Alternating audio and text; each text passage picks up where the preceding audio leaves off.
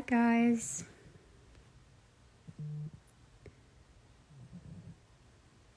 There's someone that I'm gonna talk to because I feel like it would be nice to just have a conversation.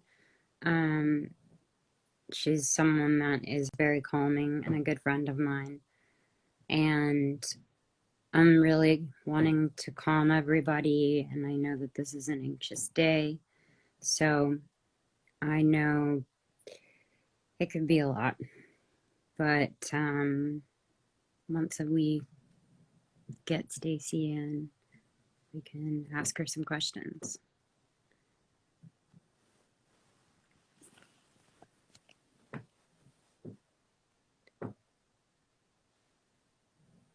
Sorry, I'm just reading your comments. And yes, I'm not presented in the right manner, so sorry, but this has been a long day. It's waiting. Unable. Every time I try to do one of these, it's never quite right with me. Okay, I think we tried. We're trying again.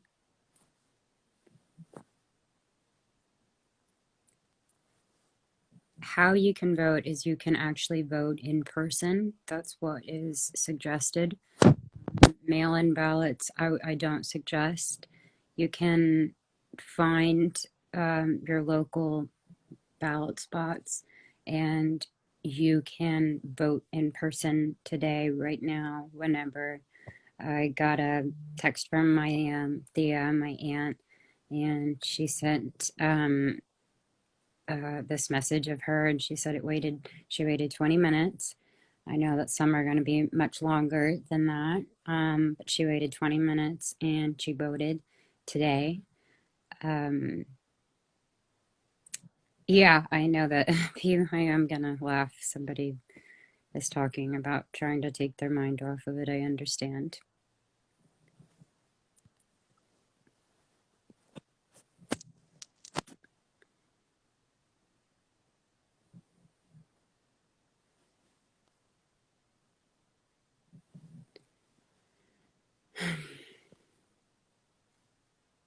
I'm trying to see if I can get her in, but if you guys have any questions for me about any of this, definitely would recommend it, and I could try to answer as best as I can.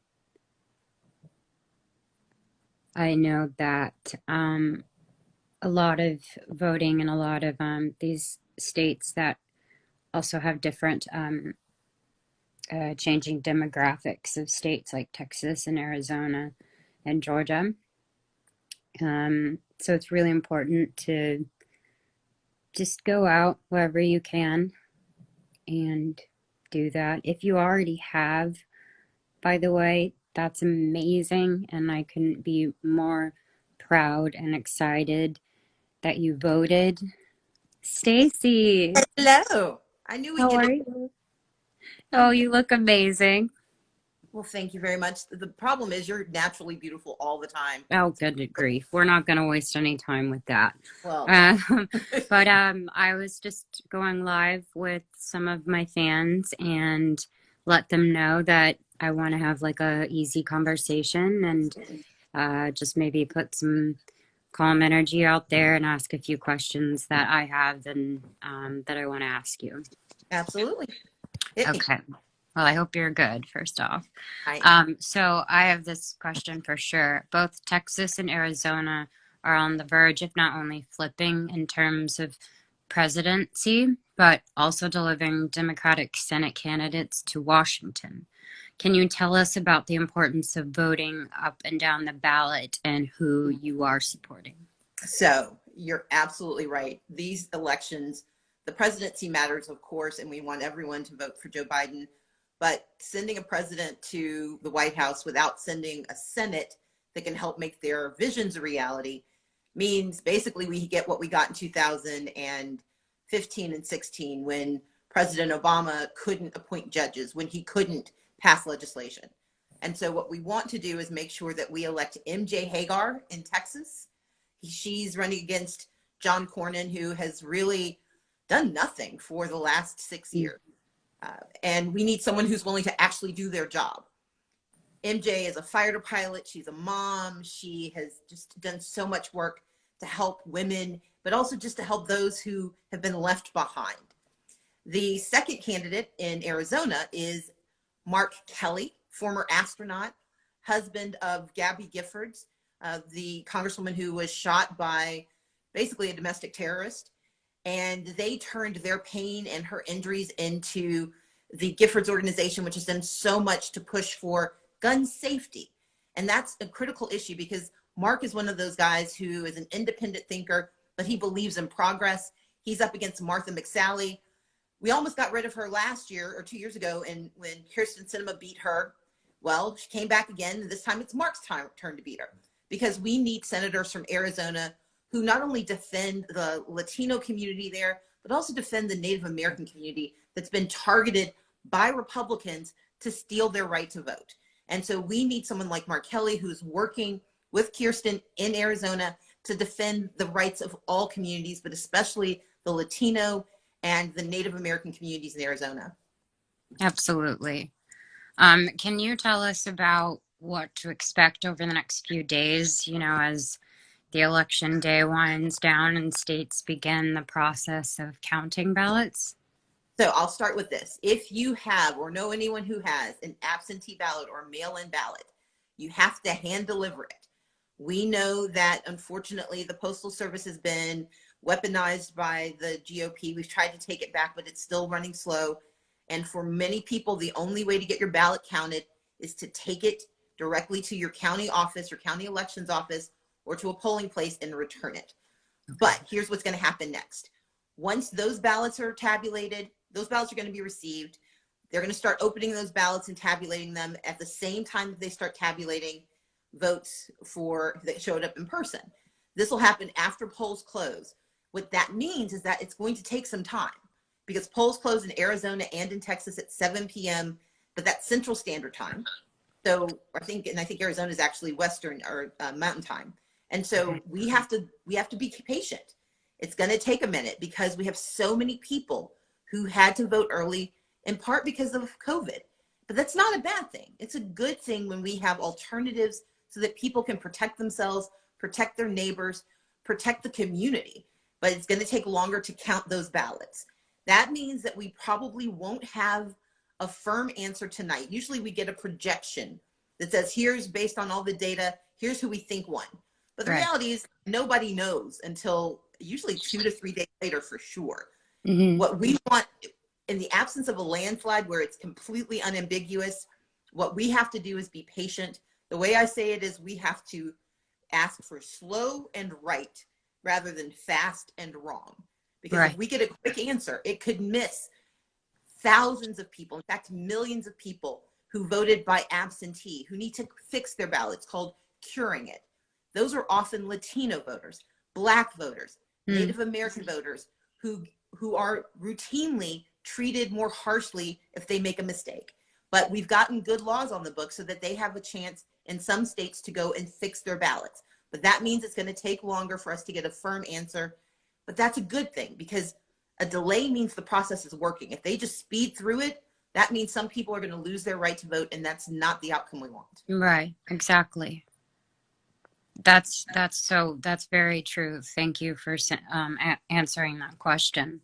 But on that, we're on the cusp of major victory due to the changing demographics of states like Texas, like mine, Arizona, and Georgia. Can you talk to us about the importance of people of color turning out today? So I know there's a lot of suspicion or cynicism from Black and brown communities about voting. If you're Black, if you're Latino, if you're Asian American, if you're Native American, you have seen your votes be discarded and your voices being trampled. I know it. I grew up in Mississippi. And so I'm very aware of this. But here's the difference. When I was growing up, there weren't enough of us. We could demand what we wanted, we could fight for it, we could march for it, but we always had to rely on other people joining us for our voices to matter. And what's happened over the last 20 years is there's so many more people of color who have common beliefs. We may not have a common ancestry, but we have a common history, and we Yeah. can have a common future. And what I've tried so hard to do, the reason, Selena, I love working with you, is that I know that the success of the Black community is intertwined with the success of the Latino community, which is Right. intertwined with the success of the Native American community. And we have one of the fastest growing Asian populations in the South, in Georgia.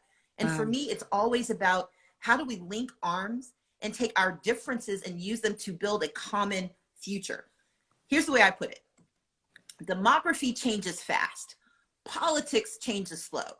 But when demography and politics meet, that's when destiny happens. And we're at that moment. There are more young people of color than ever before in our history. And I'm Gen X. I'm not gone yet. So we can take all of these young people, all of those folks who are like myself in middle age, all those folks who've been waiting for decades. And together, if we vote, we can actually not only change who goes into office, but we can hold them accountable for what they do once they get in. And Yes. that's really the power of who we are and what's at stake.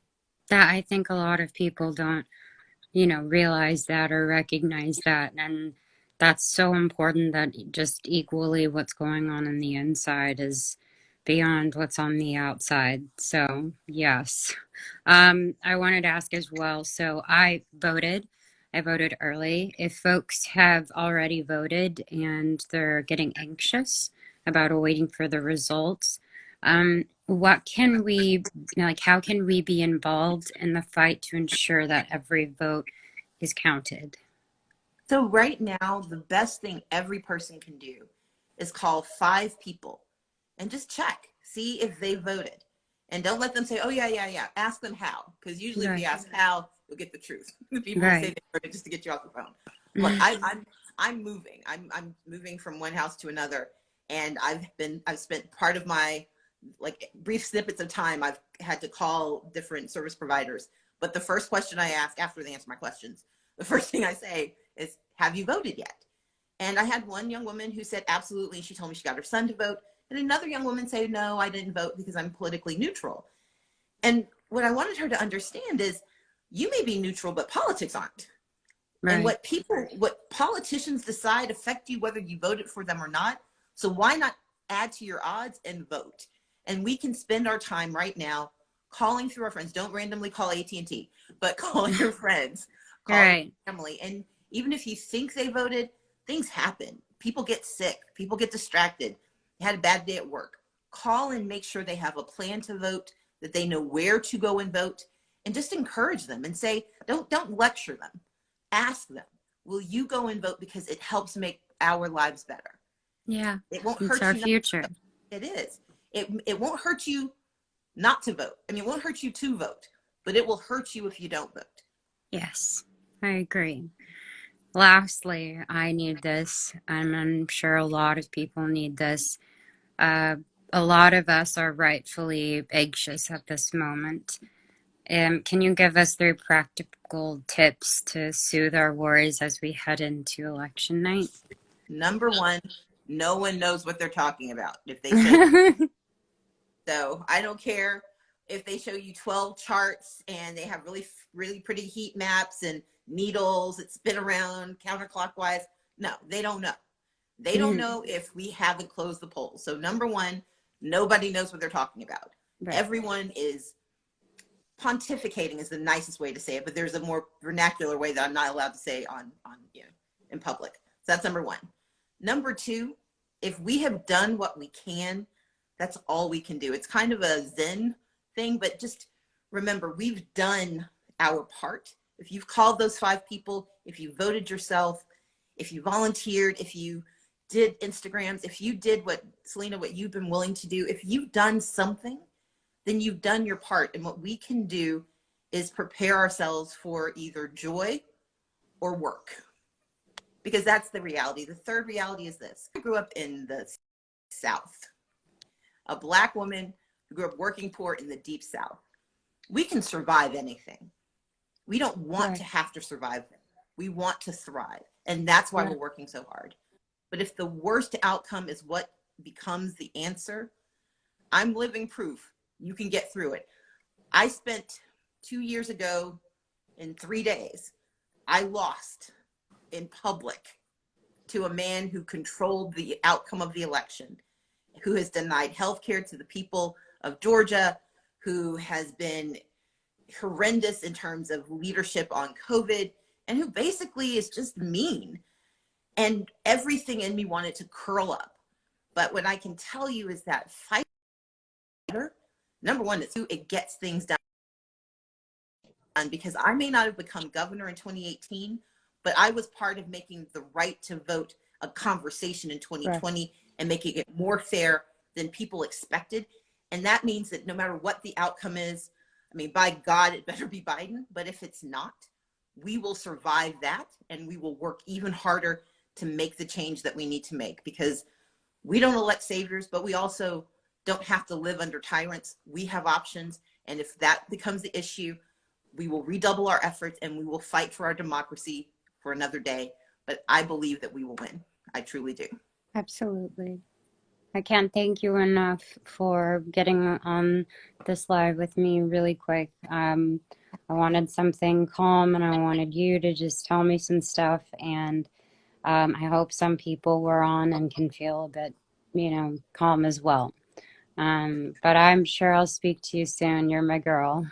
Selena, anytime, anywhere. One last thing I'll say is, guys, if you have any questions, go to 866 our vote. Go to iwillvote.com or go to voyavotar.com. voyavotar.com to get information in English or Spanish. iwillvote.com or voyavotar.com, or dial 866 our vote, and we will be there to make certain you have all the information you need to change the world. That's perfect. Thank you so much. Take care. Have a great day. You too. Bye.